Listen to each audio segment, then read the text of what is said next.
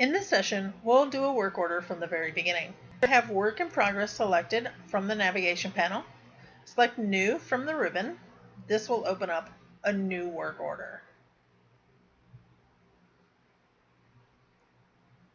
Now, if you've watched the video on how to do a service package, this is where you'll see how it will save you some time. Once a work order opens, you'll see it starts at the status and inspect vehicle is the default. This may vary for your company.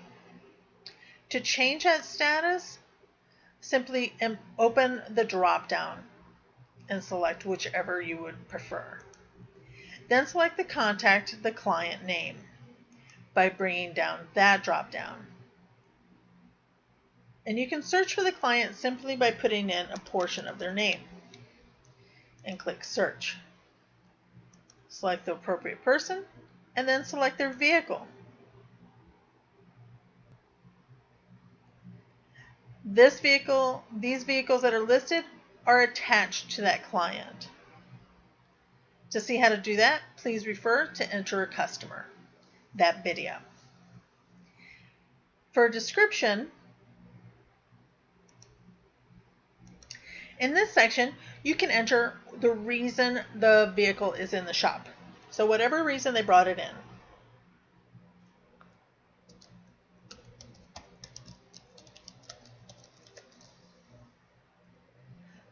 The service writer will default there. You can change that if you need to. The tech, select the tech that's going to be working on the vehicle. Odometer in, motor hours, you can select that information. You can enter that information if you like. Same with discount, coupon, or marketing source. If you are keeping track, you can enter that information. Labor rate and markup rate. This will default to retail. But if you have other choices, fleet, after hours, anything like that, you can select that drop down and select that there. Now everything that's blue or grayed out, you cannot change. The system will automatically put it in. This area here in the middle, this will default to whatever was put in when the customer and the vehicle were entered. So this contact note for this customer says they always need early morning appointments. Now this area down here at the bottom, if I scroll down, this will populate as we put in the services. So you'll see that as we put in the services, that will populate. Now you see work order information, work order number is not populated. But if I click Save here on the ribbon, we will see this work order number populate.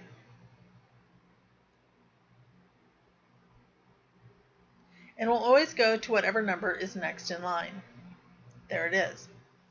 So now when we go to the Services tab, here is the Services tab. The services will be listed here on the left-hand side. We will enter them on the right.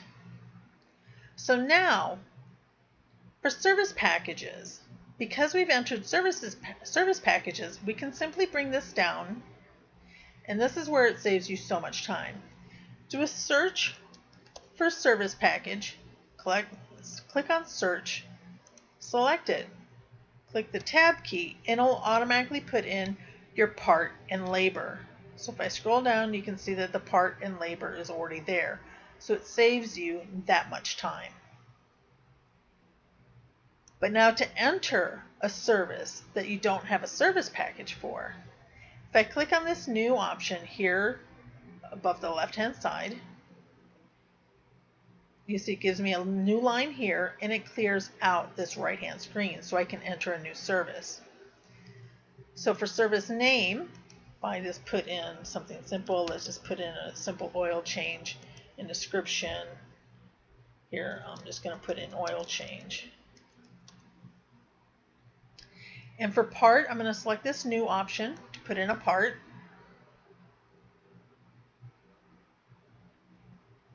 And this will open up a new screen for my inventory. So I'm going to search my inventory for some oil.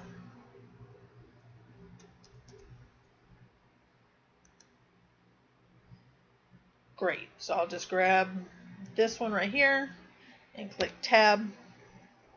and then click Save and Close, because that's going to save that information and it's going to close that screen. And then put that oil filter in here. Okay. And then I'm going to go down to the bottom and put in some labor, just so you can see how to enter a part and how to enter labor. So I click the new option for labor.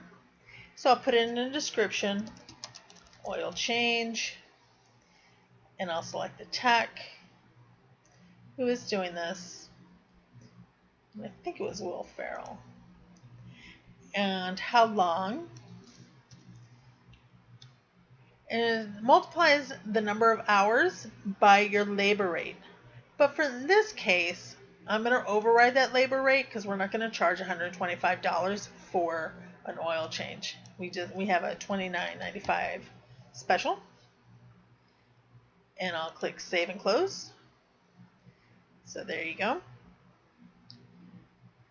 So then when I scroll up, we have 2 items.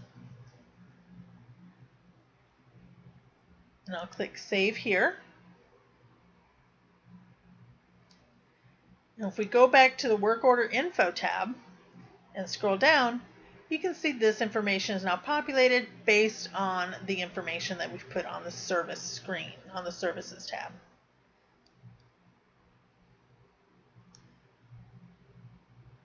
And now because I've clicked Save, I can go to my Show and Report, bring down that arrow, and click on the invoice estimate, and this is going to open up an invoice screen that I can give to my client. So I can print this off.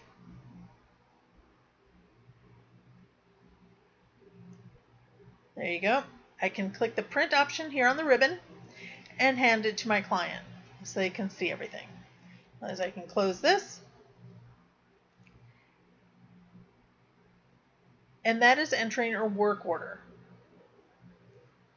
Now to review how to enter payments and purchasing and work order schedule, please review those videos. Should you have any other questions, please do not hesitate to contact us. Thank you.